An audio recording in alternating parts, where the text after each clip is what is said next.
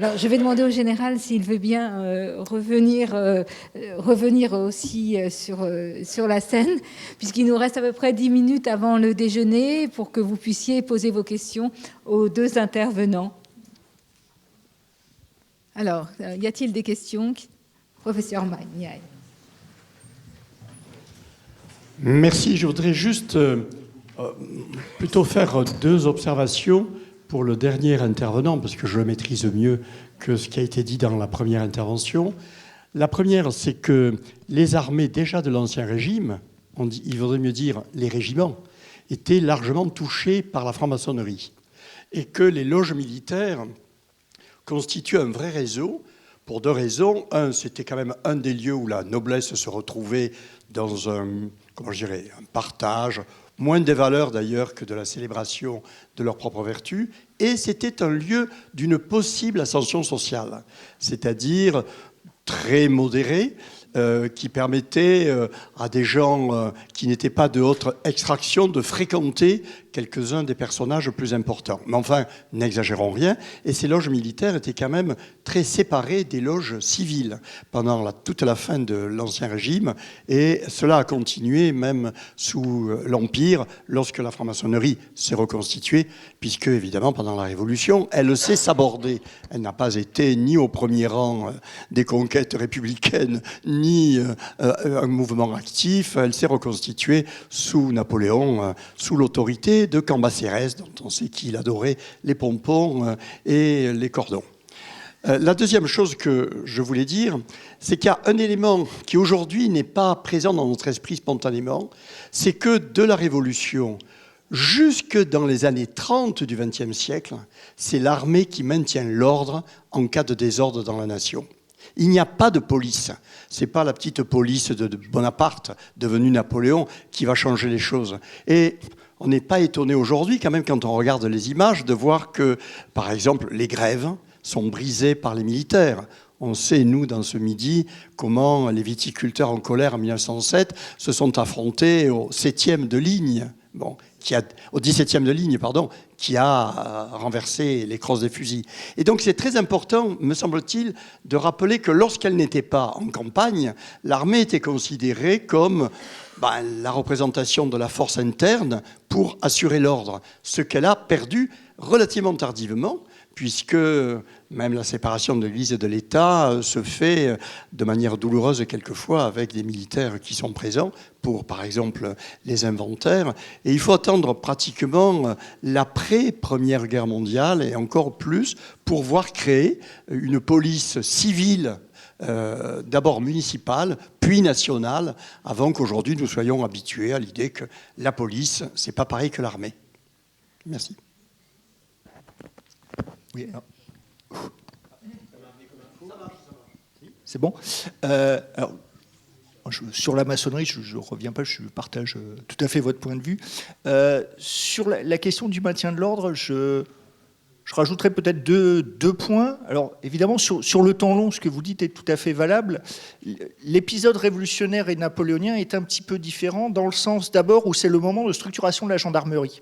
Et en fait, c'est quand même essentiellement la gendarmerie. Ah non, mais on est d'accord. Non, bien sûr. Mais c'est vraiment ce corps de la gendarmerie qui fait effectivement le travail que vous décrivez, parce que vous renvoyez aux épisodes où la ligne, alors soit ici évidemment à Montpellier, soit avant à Fourmies ou je ne sais où, les régiments de ligne tirent sur la foule. Ce ne sont pas des épisodes qu'on connaît en réalité sous la Révolution de l'Empire. C'est vraiment un travail de gendarmerie, peut-être tout simplement parce que la ligne, pour le coup, elle est au front et elle ne fait pas ce maintien de l'ordre. Mais sur le fond, vous avez tout à fait raison. Y a-t-il d'autres questions ?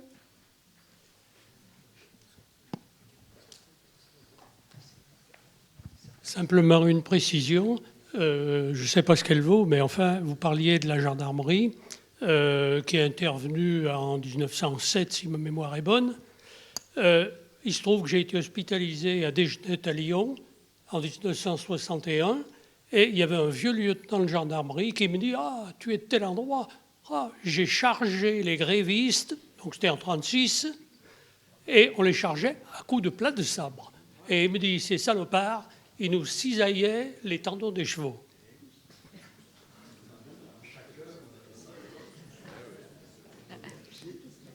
Autre question, autre remarque?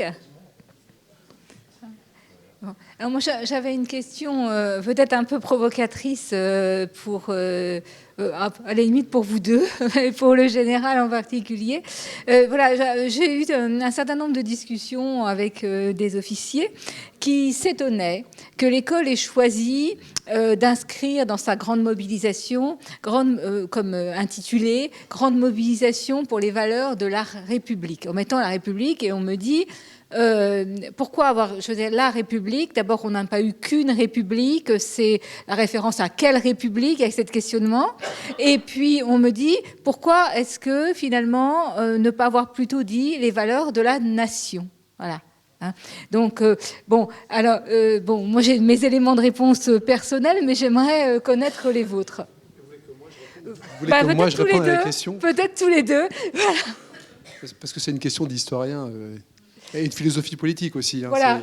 Et voilà, donc je pense qu'il y a des professeurs mieux placés que moi dans la salle. Parce que le lancer dans une discussion entre la République, les républiques et la nation, je ne m'y risquerais pas comme ça.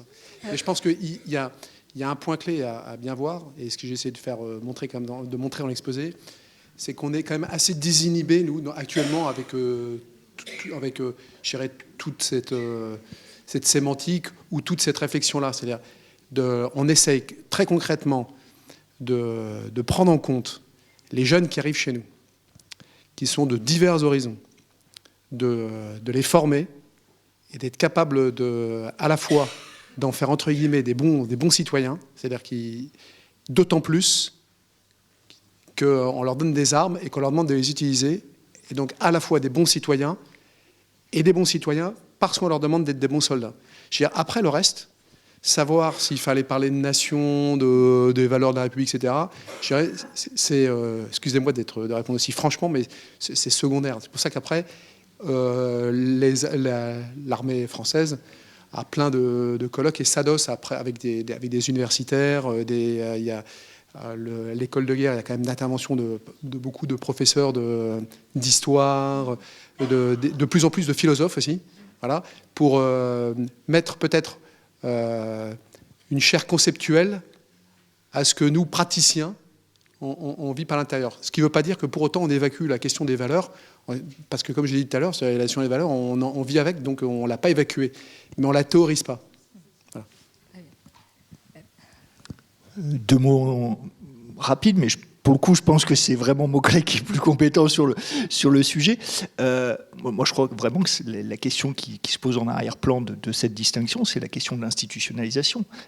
La nation, c'est l'ensemble des citoyens. Si on met en avant le terme de république, on met en avant le côté institutionnel et évidemment la mécanique que ça sous-entend dans l'application de tel ou tel plan pour l'école ou dans un autre domaine. Mais voilà, le terme de république ramène à la question de l'acteur, qui est l'acteur institutionnel, me semble-t-il.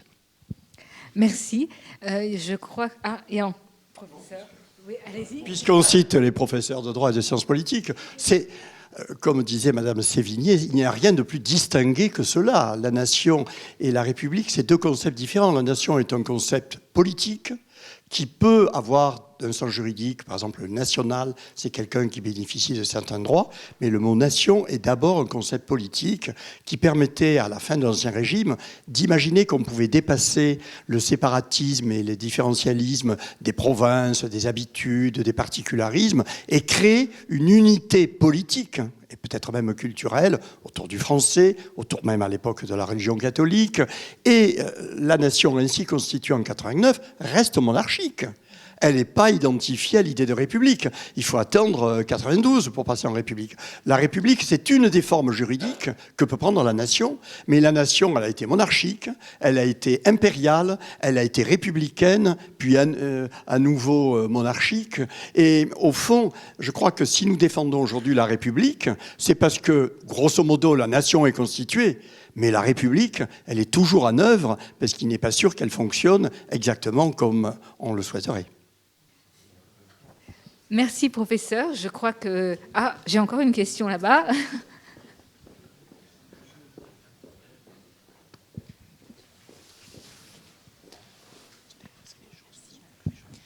Vous avez bien brillamment présenté le lien entre la naissance de la communauté nationale et puis la naissance de l'armée nationale.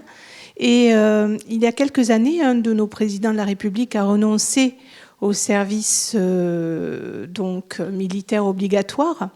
Et ce qu'il en est découlé, donc, et vu la configuration que prennent les choses à l'échelle internationale aujourd'hui, est-ce que, en termes de protection de la République, protection de la nation, etc., est-ce qu'il n'y a pas une réflexion à mener sur justement ce qui a été induit par ce changement d'optique?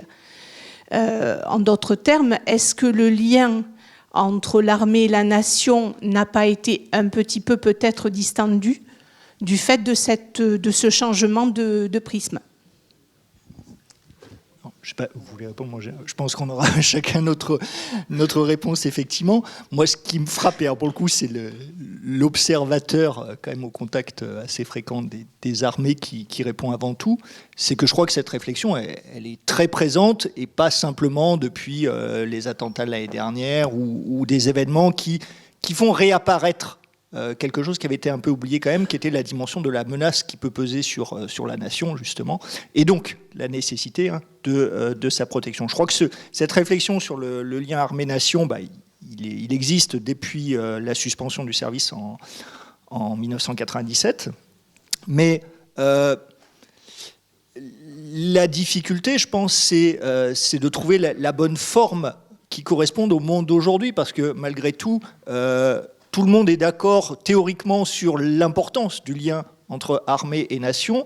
Reste à trouver un mode opératoire qui corresponde à la société d'aujourd'hui, parce que moi j'ai fait partie des derniers à partir. Bon, j'étais sur CITER. Je peux vous dire, les gens, ils allaient vraiment avec très très grande réticence au service. Donc je pense qu'il ne faut pas oublier non plus cette dimension-là. Et en même temps, évidemment, il faut maintenir ce lien dont j'ai dit que dès le début, on avait mis en avant le fait qu'il était très important. Et je crois que c'est toutes les réflexions, et mon général, vous répondrez sans doute mieux que moi, toutes les questions qui sont menées sur qu'est-ce qu'on fait de la réserve et qu'est-ce qu'on fait d'un éventuel retour du service, avec l'idée, et là c'est l'observateur encore une fois extérieur qui le dit, je pense qu'aujourd'hui, on ne peut plus avoir une armée qui serait opérationnelle, qui reposerait sur les conscrits. Donc la question du service, ça serait aussi, c'est fondamentalement, pour en faire quoi de ces gens qui auront fait un service? Est-ce que c'est uniquement justement pour le lien armée-nation, ou est-ce qu'il faut penser à autre chose? Et là, pour le coup, les côtés opérationnels, c'est pour vous, mon général. Merci. Dans la question que vous avez posée, il y a un point qui est intéressant, c'est que quand ce débat a eu lieu, alors il n'a pas vraiment eu lieu dans les armées, mais peut-être que mes anciens pourraient répondre beaucoup mieux que moi, parce que moi j'étais capitaine à ce moment-là dans un régiment de Légion, donc on ne se posait pas cette question-là. Mais il y avait sous-jacent, il y avait un certain nombre de textes qui disaient la chose suivante, qui disaient: est-ce qu'une armée professionnelle, du coup, est l'armée de la nation, ou est-ce que c'est l'armée de l'État? Voilà. Si c'était un peu ce qui pouvait être sous-entendu dans votre question. Donc effectivement, quand vous avez une armée professionnelle et que vous pouvez faire bon marché de la vie de ces soldats, je ne dis pas que c'est le cas, mais je pousse le trait jusqu'au bout, à ce moment-là, effectivement, une armée professionnelle peut ne plus être totalement représentative de la nation, donc des valeurs de la nation qui doivent être défendues, et son emploi peut être discutable. Et c'est pour ça que, par exemple, il y a maintenant des débats parlementaires sur la prolongation des opérations. Parce que dans les débats parlementaires sur la prolongation des opérations, on se posait toujours cette question: à une armée professionnelle, à quel moment elle n'est pas que l'instrument régalien, et à ce moment-là, elle peut se détourner de sa finalité, d'une de ses finalités. Mais pour revenir sur peut-être un niveau plus terre-à-terre, si vous voulez, il y avait deux observations quand même. La première, c'est que sur le lien armée-nation, c'est qu'on avait beaucoup de mal à expliquer nos interventions extérieures. Pendant très longtemps, les armées ont communiqué en disant c'est armée d'intervention et armée expéditionnaire. Donc, on a beaucoup de mal à expliquer des opérations extérieures. Et aujourd'hui, on est confronté à cette difficulté. Et si je me lançais là-dedans, je ne suis même pas certain que j'arriverais à vous convaincre, parce qu'il y a des fois où il faut que vous me croyiez sur parole. Or, aujourd'hui, c'est pas forcément évident de croire quelqu'un sur parole si on le connaît ni d'Ève ni d'Adam. Donc il y avait ce premier point. Et il y avait le deuxième sujet très terre-à-terre, c'est les enjeux aujourd'hui pour nous qui sommes un des premiers recruteurs. 14 000 jeunes.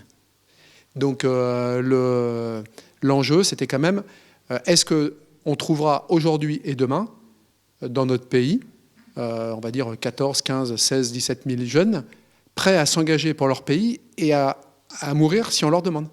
Voilà. Donc, vous voyez, donc il y a la question de fond que j'ai un peu évacuée.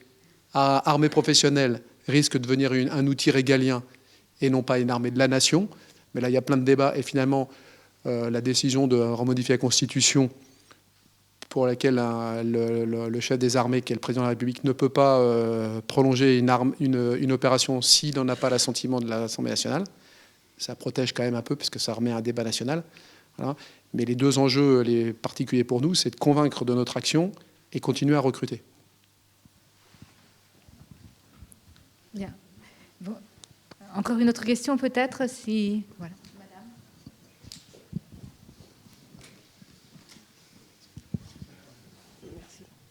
Est-ce que justement la réserve, puisqu'il y a pas mal d'actions qui sont développées en ce moment, justement du côté des jeunes, vous avez parlé de l'action au niveau du lycée La Philippe Lamour à Nîmes, est-ce que la réserve est un bon moyen, une bonne réponse par rapport aux besoins de l'armée justement aujourd'hui sur les différentes opérations, par exemple déjà même sur le sol national ? Ça, si je disais le contraire, d'une part, si quelqu'un me dénonce, je suis démis de mes fonctions immédiatement. Non, mais toute plaisanterie mise à part, c'est oui. C'est-à-dire que l'augmentation des effectifs de la réserve, à mon avis, elle remet dans le cadre des armées, en fait, le débat qui correspond à la question qui vient d'être posée. C'est-à-dire qu'on remet, je dirais, de la nation dans l'emploi des forces armées aujourd'hui. Voilà. Mais ces soldats, quand même, il faut voir comment c'est préparé. Ils sont intégrés c'est des gens qui vont être intégrés dans des états-majors, intégrés dans des formations, dans des unités qui sont conformes. Enfin, c'est un vrai. On va avoir du mal à distinguer, je veux dire autrement. On va avoir du mal à distinguer le soldat professionnel du réserviste. Voilà. Donc, c'est vrai que ça nous sert actuellement très concrètement. Ils apportent un véritable appoint sur la mission Sentinelle, qui est la mission sur le territoire national. Mais ça ne veut pas dire qu'on les emploie, nos réservistes, que sur des missions nationales. On peut les employer en mission extérieure. Moi, j'avais des réservistes sur des spécialités bien précises en opération à Sangaris. Voilà. Ça, je savais pas. Est-ce que...